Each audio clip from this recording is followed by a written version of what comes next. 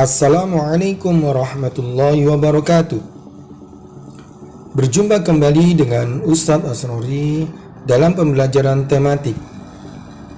Sebelum kita mulai pembelajaran tematik, seperti biasa, marilah kita berdoa terlebih dahulu. Semoga pembelajaran hari ini dapat kalian fahami dengan baik.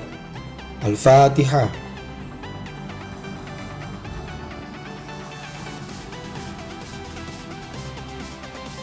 Amin. Anak-anakku, bagaimana kabarmu? Alhamdulillah, semoga kalian selalu diberikan Allah kesehatan. Amin. Hari ini kita akan belajar pembelajaran tematik, yaitu pembelajaran 3 dan 4, tema 4, subtema 1. Buka halaman 24, anak-anak. Nah, kemarin kamu sudah belajar tentang pentingnya bekerja. Sekarang kalian bacalah teks cerita pada halaman 24. Silakan.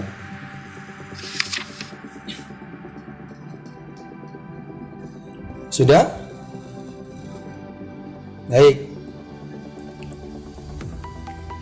Sekarang coba setelah kamu baca teks tersebut, mari kita bahas bersama.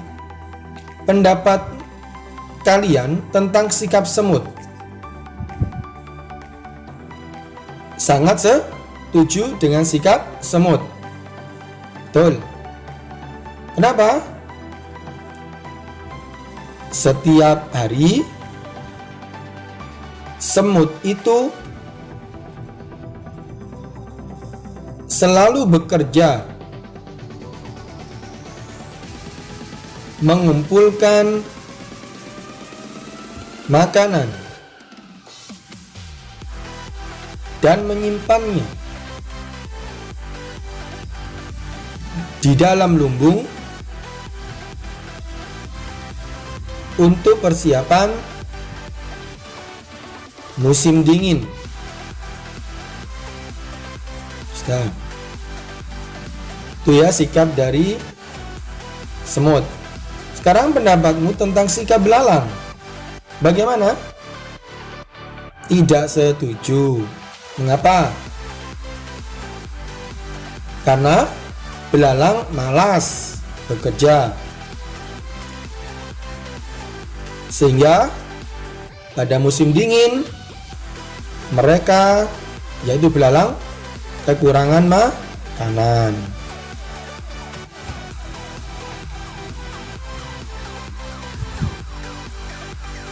Nah, sekarang sikap yang perlu kalian contoh dari semut apa?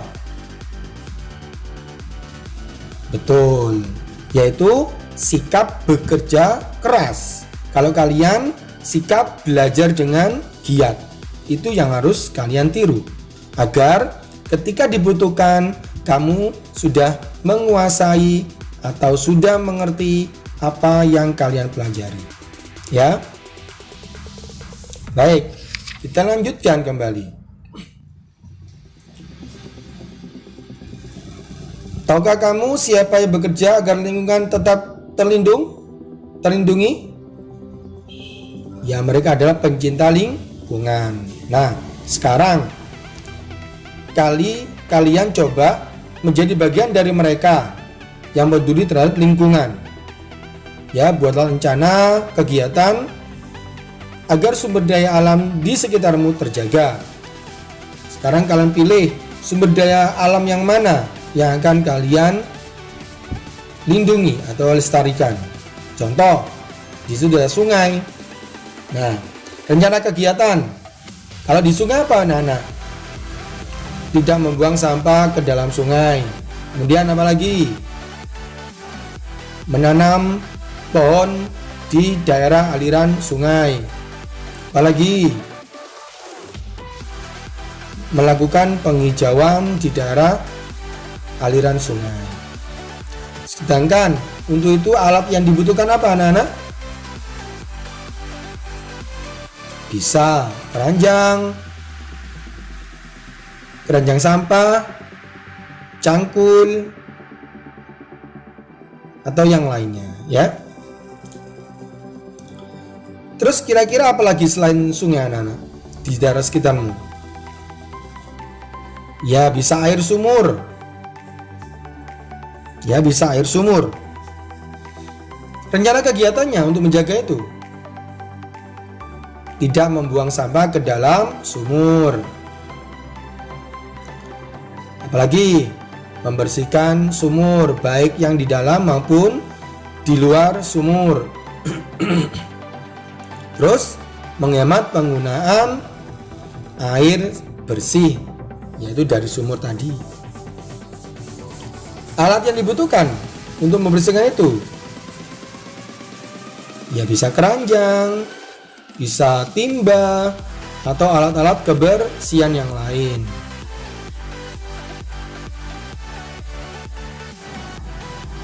Nah, setelah kalian melakukan itu, coba kalian bisa menuliskan dalam laporan kegiatan ya.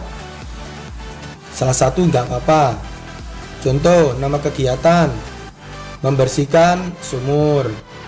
Tujuan kegiatan, memelihara sumur agar ketersediaan air bersih tetap terjaga. Alat yang dibutuhkan, sapu, keranjang sampah, timba, sikat, bisa jaring bisa. Nah, langkah-langkahnya silakan kalian buat sendiri ya.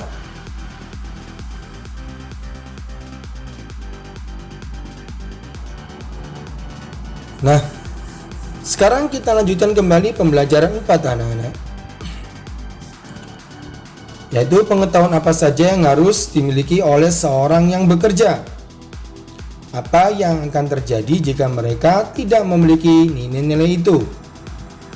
Saat seseorang bekerja, mereka harus mempunyai nilai-nilai yang baik, jujur, dan bekerja keras adalah nilai yang harus dimiliki. Apa yang dimaksud dengan jujur? Apa contohnya? Mari kalian baca teks dengan judul Pemimpin Idola, Pemimpin yang Jujur. Silakan kalian baca pada halaman 28.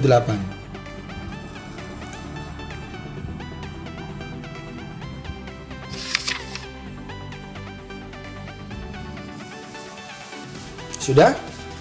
Baik. Sekarang mari kita isi pertanyaan berdasarkan teks. Nomor 1. Siapa saja tokoh pada cerita di atas? Ayo, siapa saja? Aku. Siapa lagi? Ida. Siapa lagi? Gugut. Kemudian Bu Tati dan teman yang lainnya. Itu tokoh yang ada dalam cerita itu. Sekarang nomor 2. Siapa yang mengikuti ulangan matematika? Aku, Ida, Gugut, dan teman yang lain. Nomor 3. Apa yang dilakukan oleh Gugut pada saat ulangan? Iya betul. Gugut berusaha mencontek dari Ida. Karena nomor 4. Apa yang dilakukan oleh Ida ketika Gugut meminta jawaban? Apa yang dilakukan Ida, anak-anak? Iya benar. Ida tidak memberikan jawaban yang diminta Gugut. Nomor 5. Mengapa Ida melakukan itu? Mengapa, anak-anak? Iya, memberikan jawaban contekan itu merupakan perbuatan tidak jujur. Jadi yang nyontek maupun yang memberikan itu tidak jujur. sama. Terus nomor 6, hal baik apa yang bisa kamu ambil dari cerita di atas? Apa yuk? Hal baik apa? Betul, yaitu ketika melaksanakan ulangan atau ujian, kita harus jujur dan berusaha sendiri.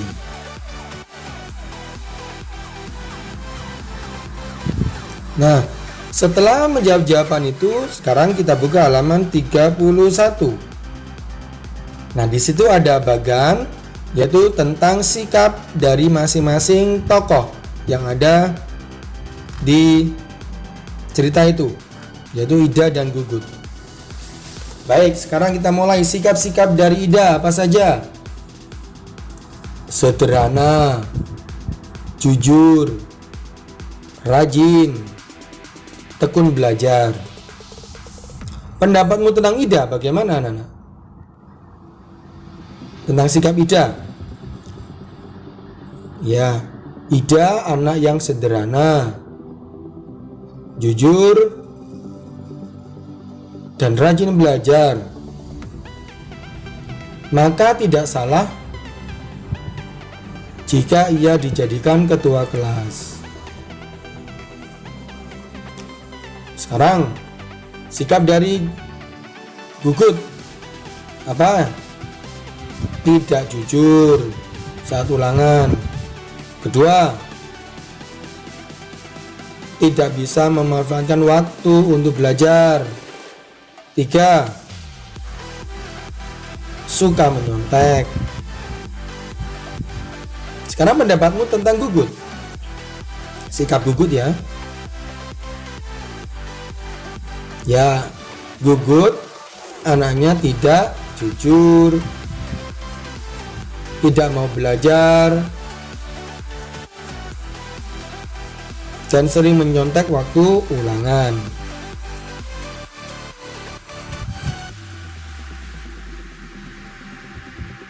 Itu. Nah, sikap Gugut tidak patut untuk ditiru. Ya, kita harus selalu jujur ketika ulangan atau ujian. Sudah?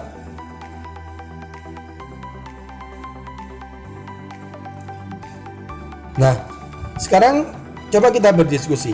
Apakah menurutmu sikap Ida sesuai dengan makna sila pertama, Pancasila? Ya. Mengapa? Karena kita harus jujur. Ketika kita tidak jujur, maka akan merugikan diri sendiri dan orang lain.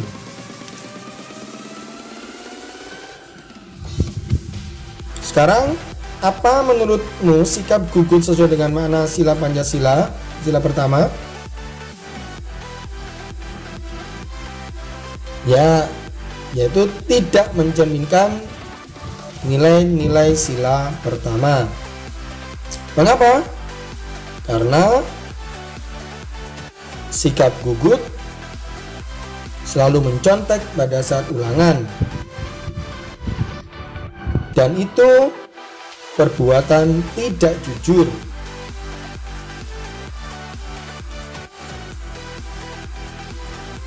Ya. Baik. Sekarang anak-anak, apa yang terjadi? Ya. Andai Ida memberikan contekan, apa yang terjadi? Ya, kedua anak itu, Ida dan Gugut, melakukan tindakan tidak jujur. Jadi bukan hanya Gugut saja, tapi kedua-duanya, Ida dan Gugut, yaitu melakukan perbuatan yang tidak jujur. Sekarang apa dampaknya bagi Gugut?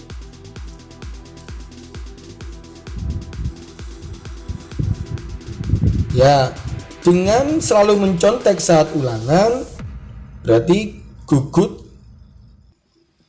selalu tidak jujur.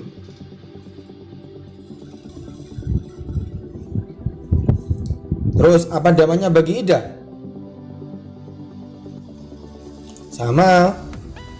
Berarti Ida juga mengikuti perbuatan yang tidak jujur dengan memberikan contekan. Apa dampaknya bagi guru? Bagi guru yang mengajar? Iya.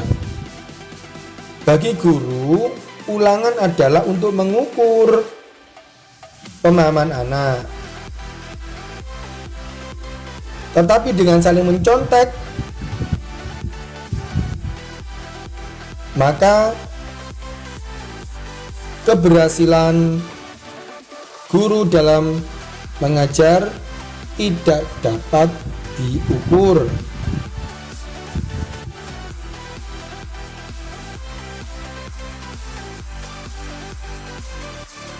Nah, mengapa kita harus jujur anak-anak? Di bawahnya ya. Mengapa kita harus jujur? Karena kejujuran merupakan dasar bagi perbuatan yang lain. Titik. Sekali kita tidak jujur, maka selanjutnya juga akan tidak jujur dan dapat merugikan diri sendiri dan orang lain.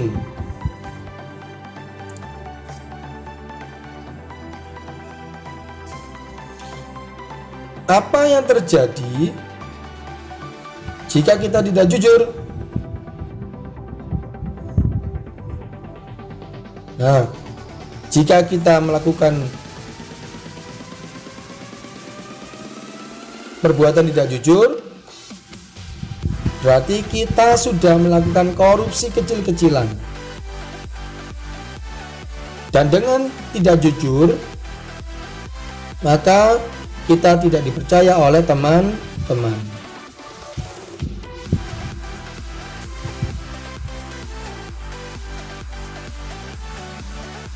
Sila pertama merupakan atau mengajarkan bahwa pemeluk agama harus taat dengan aturan agamanya. Setiap agama pasti mengajarkan pemeluknya untuk berbuat jujur. Sikap tidak jujur dan akan membawa dampak bagi diri kita dan orang lain. Semua orang harus jujur, termasuk orang-orang yang bekerja. Benar kata Ida, mungkin ini tindakan tidak jujur. Ketika sekolah adalah mencontek dan tindakan tidak jujur. Ketika sudah bekerja, bisa korupsi atau mengambil yang bukan miliknya. Nah, sekarang bagaimana dengan kamu anak-anak? Apakah kamu sudah jujur? Nah, silakan kamu ceritakan pengalamanmu tentang kejujuran, ya. Nah, anak-anak, pembelajaran hari ini saya cukupkan sampai sekian. Semoga kalian dapat memahami, dapat mengambil pelajaran dari apa yang kita pelajari hari ini, terutama kejujuran dan bekerja keras. Baik anak-anak, selalu semangat belajar, tetap jaga kesehatan. Saya akhiri. Assalamualaikum warahmatullahi wabarakatuh.